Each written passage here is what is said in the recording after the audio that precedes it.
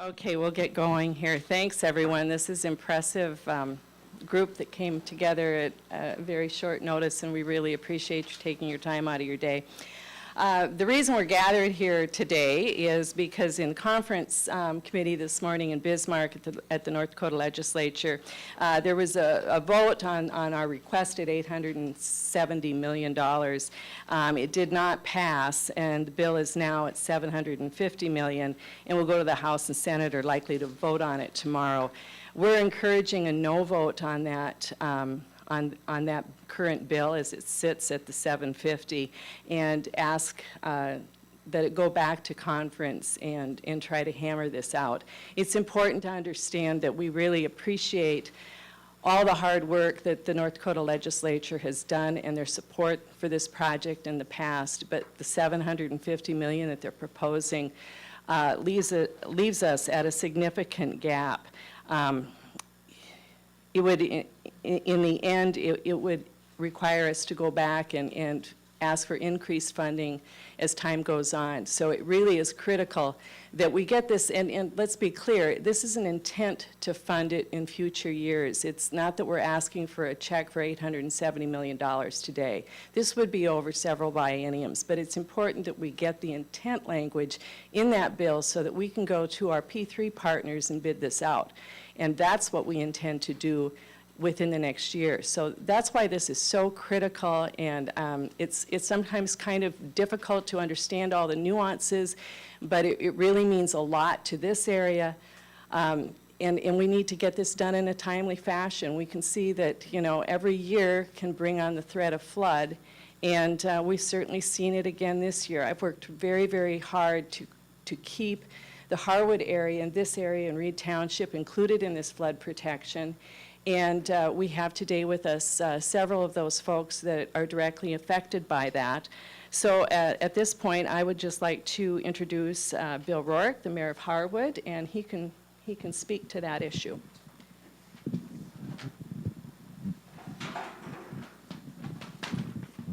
Now, right now, Harwood has probably spent, in the last 2 years, we've spent about $600,000 in mitigation projects, buying out homes and repairing our dike. City our size, that's probably a 2.5 to 3 year budget. But we managed to get 50% of the funding from Cass County through the sales tax, and the rest was raised by our residents. This year, after the flood, we're probably going to have somewhere in the neighborhood of maybe another $100,000 that we are going to have to come up with to repair damages from the floods. So this diversion is very important to a city like ours.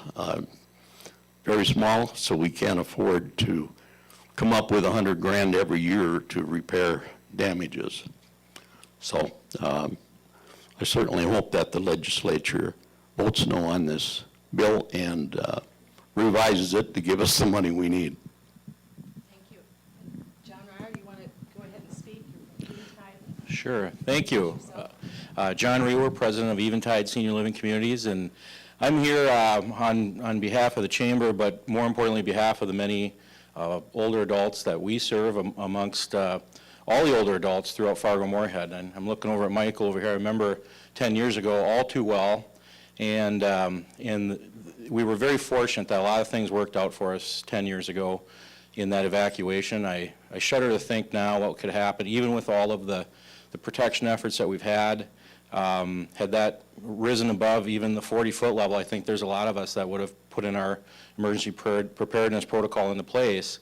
And again, I think I mentioned this at a previous discussion, but when you're handed tags for each resident, and one of the options is, you know, deceased through the move, you can imagine the gravity that comes with a move like this. So we're obviously very interested in making sure we get permanent flood protection for Fargo-Moorhead on behalf of our residents, also our staff. We're probably double the size that we were in the community at this point from 10 years ago.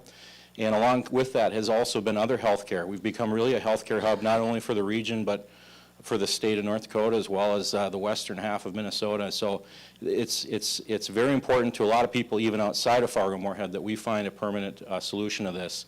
So I also support voting no on this bill with the hopes that they'll come back together and reach our 870.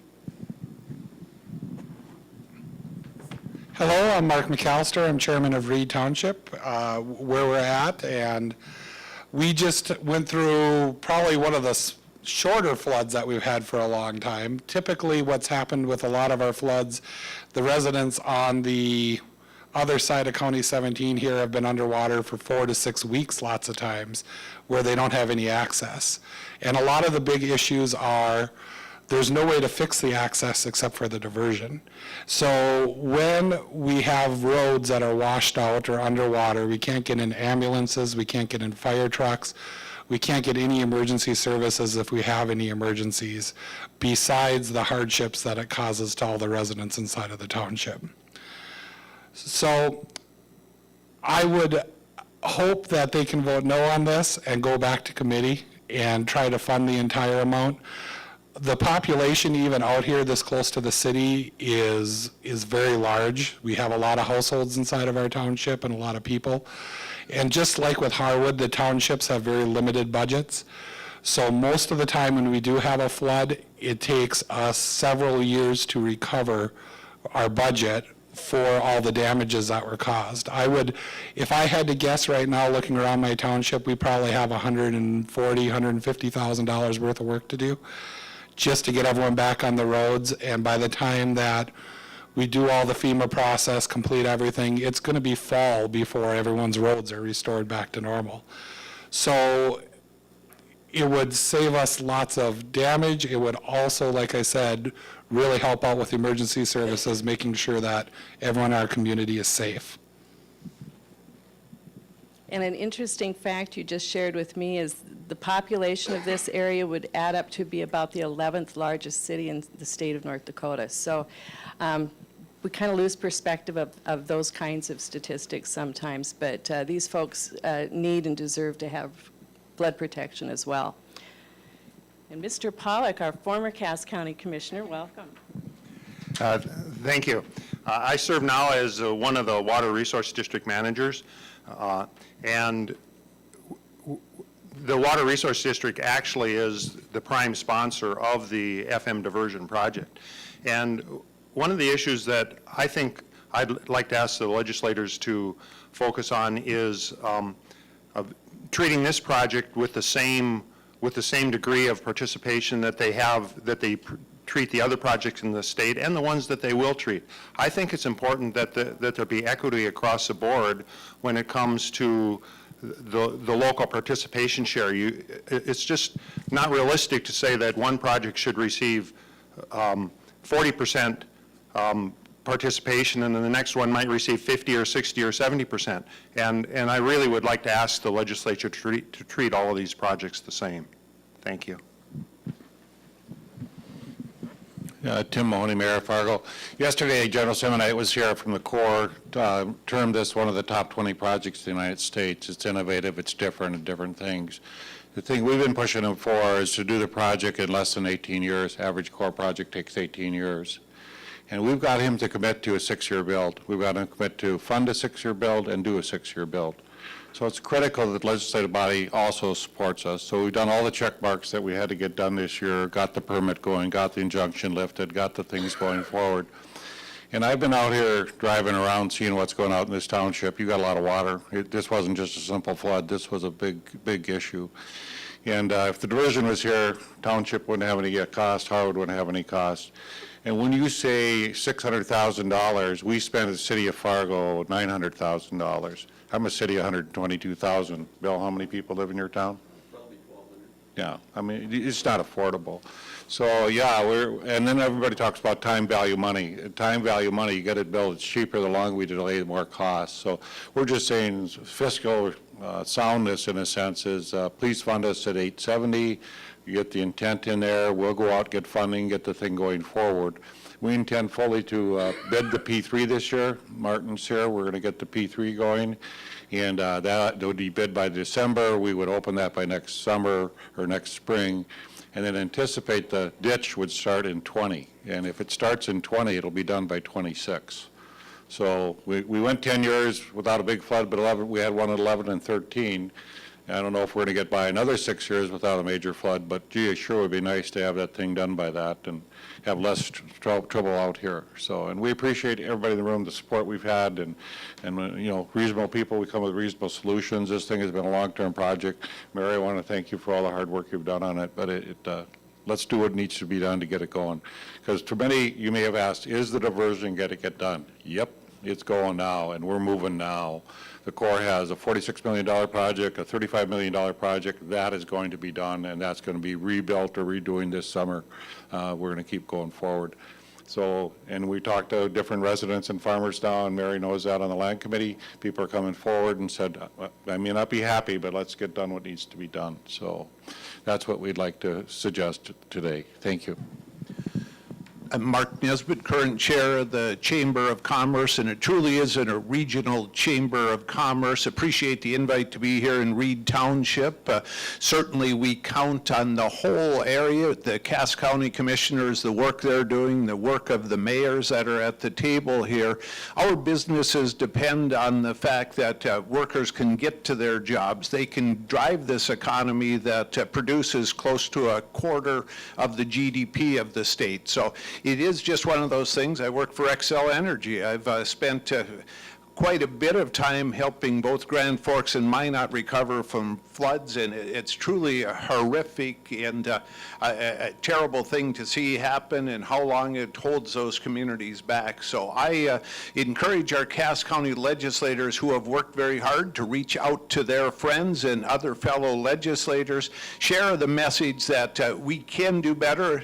We're talking about legislative intent. The dollars don't all have to come this year, but where there's a will, there's a way, and I think our legislators can reach out to their fellow legislators, and let's take a look at putting a better plan together that will allow us to finish this diversion where so many people have done their jobs well. Senator Hoeven on the federal level, the Corps of Engineers, the state of Minnesota working with Governor Burgum coming together with their task force. So the momentum is ours now. Let's keep it moving with the change of that vote at the North Dakota legislature. Well, thank you all for your comments. Is there anyone else that would like to make any comments? Anyone at all? I have something. Okay. Mr. Cobb? So the thing I think that most people don't realize is the impact that this particular flood has had on Reed Township, and not only Reed Township, but the rural areas. I mean, you know, I frantically helped my neighbor throw some sandbags to protect their property a week ago Monday. You know, and we've been driving through water up to the axles on the vehicles on the county roads. You know, it just went down on Sunday. So while it's a short duration flood, the impact is very big, and most of the people from this area that are in this room know how much work these floods can be and the problem that it is. And I think that often gets missed as far as what the challenges are that the people not living in the city have to deal with. And this is a good opportunity to point that out. Thank you. Vern? Commissioner Bennett?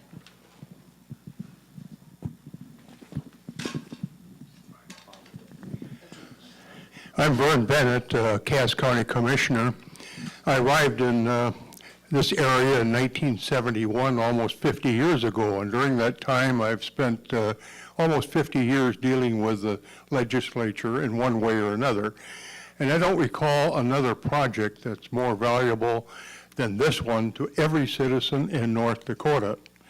In fact, if we should become flooded by not having a diversion, it would have an economic effect on every person in North Dakota. And therefore, this could legitimately be called the North Dakota diversion, happened to be located in Cass County. And right now, we appreciate the work that the legislature has done with $750 million, the feds with $750 million, but that's like a baseball game where you have two doubles in one inning, but you don't get the runs across. And we need a home run hit, and that's $120 more million by the legislature. Thank you.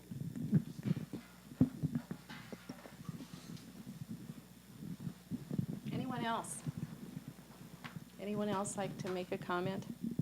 I would just add that in 2013, the legislature did promise to do a 50% cost share on this, and had we gone back to them with that 50% cost share, this would have been a $1 billion ask. So we're not asking for a nickel more than what we need, and trying to keep the costs down as much as possible, and that's why the P3 is innovative, and we can get the build done quicker, and it was mentioned, time is money.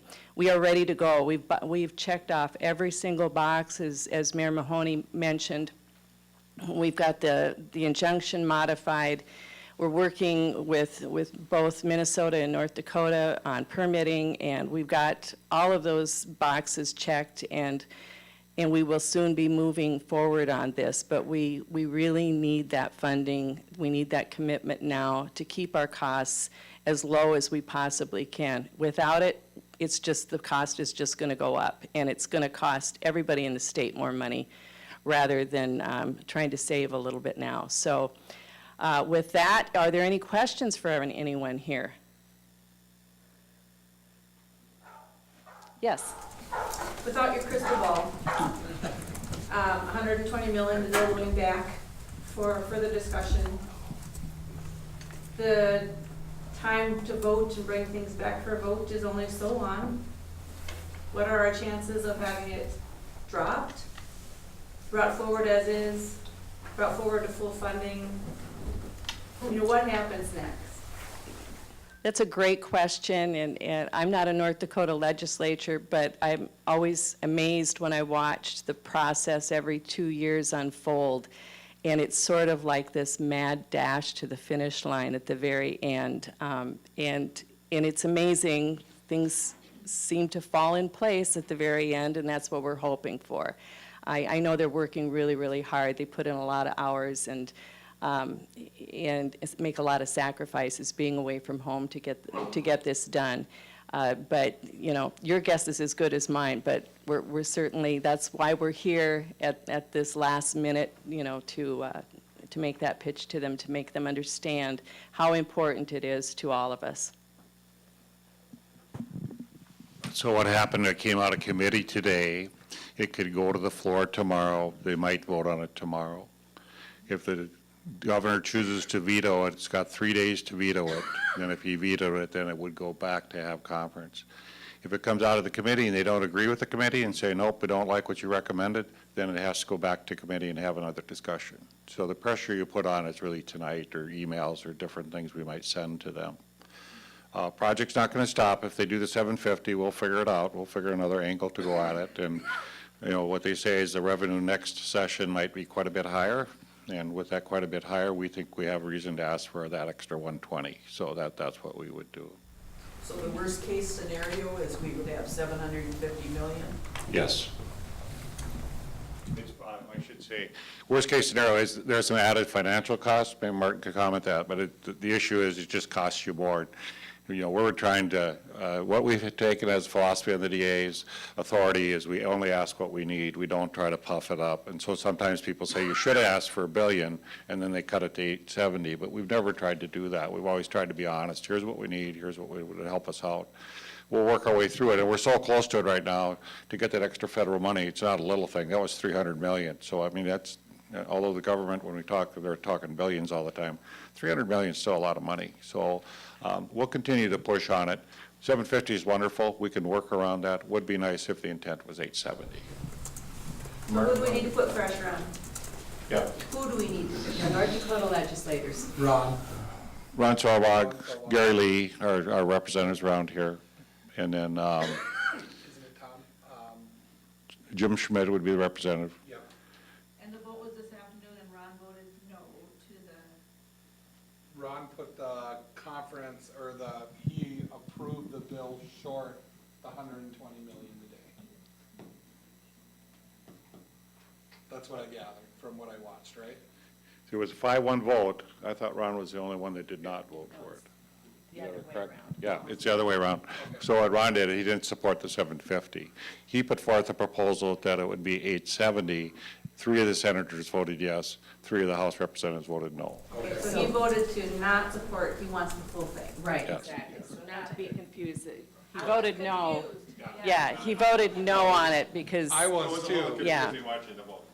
Right, but, I mean, please contact your legislators, and not only, you know, your local, I mean, they're fans, but, you know, all across the state, they need to understand that this is important. So, you know, contact anyone you know in western North Dakota, around the state, and ask for your support if you've got family and friends across the state.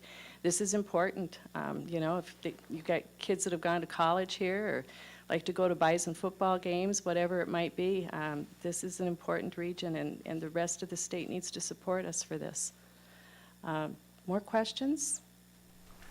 Yes, sir. What was the rate that the support was for the flooding projects that went on in the western part of the state? You know, the Capitol flooded and Do you know that answer? I know that when we looked at federal projects, typically from federal projects, the federal input is usually like 29%, and then the rest of it would be split. So, I mean, Cass County has really, what's always impressed the feds especially, is that we've voted to tax ourselves for this project. That's how important it is to us. They're also very impressed that we know how to roll up our sleeves and fight a flood, which you guys all did this last couple of weeks. When the General Semonite was here yesterday, I mean, I think that's one of the reasons that they really want to see this get done, because, you know, we're not sitting here helpless. We're ready to pitch in with our time and our efforts and our money, but, you know, there's just only so much, and, you know, the federal government is willing to support us on that, and we need the state to do that as well. So typically, the rate on a flood project is 50%. What Bill just said about a small community, typically in a small community, they cannot raise that. So in a small community, typically what we find around the state is 75 to 80% is paid by the state, and then the locals pay less. And typically what the locals will do is go to the Water Commission and say, hey, we can only raise this much money. We're taxed out, we're maxed out, can you give us some more? And the state's usually been good. Valley City, Grafton, different areas have been very good about that. We're hampered by the fact, and you comment that, we got 122,000 people, so everybody says, well, you guys can raise the money. But it's like, okay, give us a break. You normally do 50-50. So I think Mary says we're at 29% now. Any other questions? So if we don't get that 120 million this year, is that something we're going to go back to the legislator in 2 years to try to get? And Absolutely. it's not going to be put on us as. We're going to keep going back. We are not going away. So if they want to get rid of us, now is the time to do it. So, no, we will keep coming back, and the price will probably just keep going up because of the delays. We all worry about tax assessment district. None of us want that. Tax assessment district is a guarantee of the project to keep our sales tax down. So in theory, that's what we tempt. We've got about 2 or 3 more bienniums to go before you would ever have to trigger that, and you would all know about that. If we're headed that direction, we would tell you, there's our only route that we can do that. Clearly, the intent is never to do that. I mean, we use the tax assessment district to help keep our bond costs down, and that's why that sits there. They'd be bonded next year, so then that would be bonded. And we're pursuing other options as well to try to make sure that never triggers. So we will continue to do that all the way through. But yes, to the end, if people don't step up and help us out, we have to tax ourselves again, and that's not really fair to our community. I don't think so. But I like the North Dakota diversion. Yeah, that's a good idea. That's a great idea, yeah. Anyone else? Commissioner, if you could maybe talk about the P3 and why this window and why it's critical that the full intent be recognized, I think is something that's fairly critical. Certainly. And the P3 is, it's a unique situation for this project, and it's the Corps is really attracted to this project because it's a pilot project for them. This is the first federal P3 that they've been involved in, and they'd really like to see this succeed. So what we do, we have the channel I'll start with the inlet and the retention area, the dam on the southern embankment there. That would all be built by the Corps of Engineers. And that's the federal part of it. But the channel itself, the 30-mile channel that would be wrapping around north to south, would be bidded out to a contractor, and that's where you get the P3, the private-public partnership. And that's in the works right now. We had to put that on hold too, but that bidding process will continue to go out throughout this next year, and I believe next fall we'd be really actively looking at that. But what we need to do to get a favorable bid from those individual companies is to make sure that our financial package is secure. And we can't wait the next biennium when the legislators meet and say, oh yeah, now we've got it, we need it now. We need to show them that we've got the funding in place and we're ready to go. That gives a guarantee to those bidders that we are secure. They've been waiting for, the other pieces as well, and that's why the federal government stepped up so quickly for us, and we were able to get the injunction lifted. I mean, everybody understands how critical this is, and we just need to make sure that the rest of the state understands it as well. When they start when are they going to plan on starting on the north end where it dumps into the wreck? Probably, we're acquiring land right now, and so the lands will be acquired within the next year on the channel, but when the actual construction begins would be up to whoever wins that bid and where they decide they need to start. We understand that there's a potential cost savings of $50 to $60 million on the project if we can acquire all that land ahead of time so they can figure out their best practices and how to economize it the best. But, I would expect next year.